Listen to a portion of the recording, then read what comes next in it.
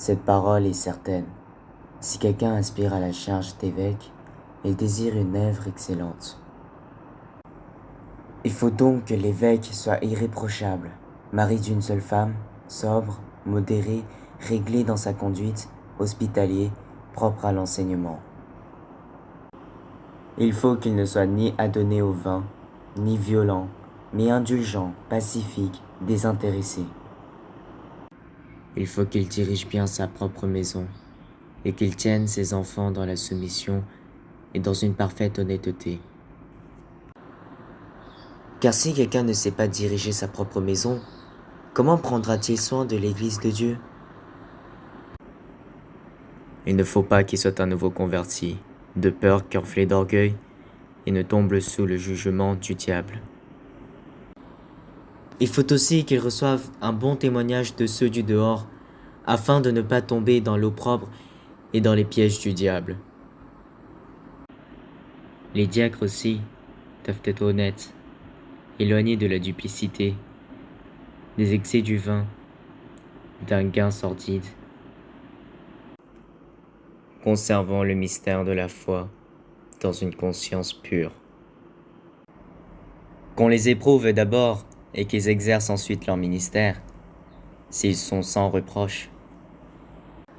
Les femmes de même doivent être honnêtes, non médisantes, sobres, fidèles en toutes choses. Les diacres doivent être maris d'une seule femme, et bien diriger leurs enfants et leur propre maison.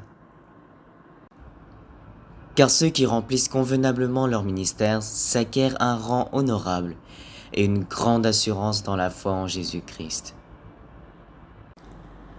Je t'écris ces choses avec l'espérance d'aller bientôt vers toi.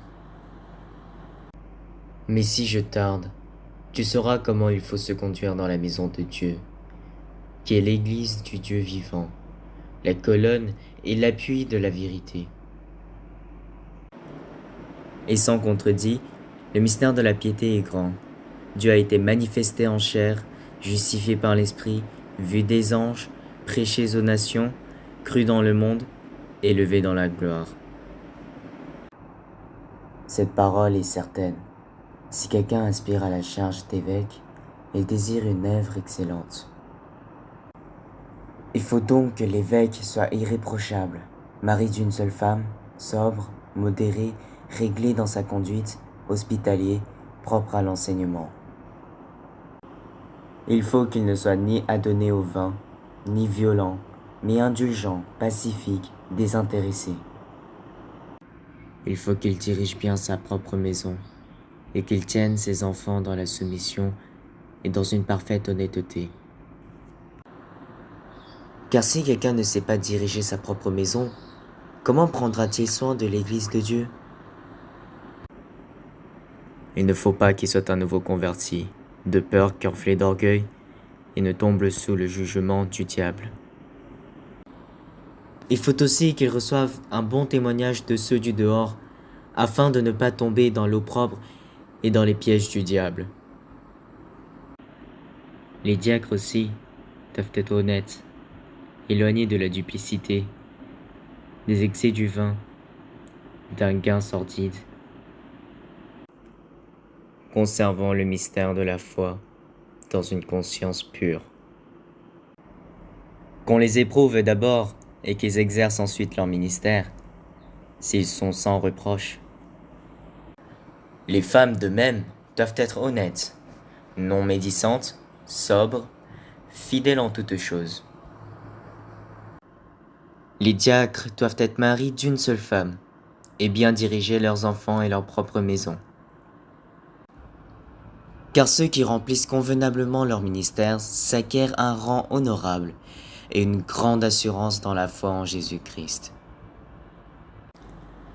Je t'écris ces choses avec l'espérance d'aller bientôt vers toi. Mais si je tarde, tu sauras comment il faut se conduire dans la maison de Dieu, qui est l'Église du Dieu vivant, la colonne et l'appui de la vérité. Et sans contredit, le mystère de la piété est grand. Dieu a été manifesté en chair, justifié par l'Esprit, vu des anges, prêchés aux nations, crus dans le monde, élevés dans la gloire. Cette parole est certaine. Si quelqu'un aspire à la charge d'évêque, il désire une œuvre excellente. Il faut donc que l'évêque soit irréprochable, mari d'une seule femme, sobre, modéré, réglé dans sa conduite, hospitalier, propre à l'enseignement. Il faut qu'il ne soit ni adonné au vin, ni violent, mais indulgent, pacifique, désintéressé. Il faut qu'il dirige bien sa propre maison, et qu'il tienne ses enfants dans la soumission et dans une parfaite honnêteté. Car si quelqu'un ne sait pas diriger sa propre maison, comment prendra-t-il soin de l'Église de Dieu? Il ne faut pas qu'il soit un nouveau converti, de peur qu'enflé d'orgueil, et ne tombe sous le jugement du diable. Il faut aussi qu'il reçoive un bon témoignage de ceux du dehors, afin de ne pas tomber dans l'opprobre et dans les pièges du diable. Les diacres aussi doivent être honnêtes, éloignés de la duplicité, des excès du vin, d'un gain sordide, conservant le mystère de la foi dans une conscience pure. Qu'on les éprouve d'abord et qu'ils exercent ensuite leur ministère, s'ils sont sans reproche. Les femmes de même doivent être honnêtes, non médisantes, sobres, fidèles en toutes choses. Les diacres doivent être maris d'une seule femme et bien diriger leurs enfants et leur propre maison. Car ceux qui remplissent convenablement leur ministère s'acquièrent un rang honorable et une grande assurance dans la foi en Jésus-Christ. Je t'écris ces choses avec l'espérance d'aller bientôt vers toi.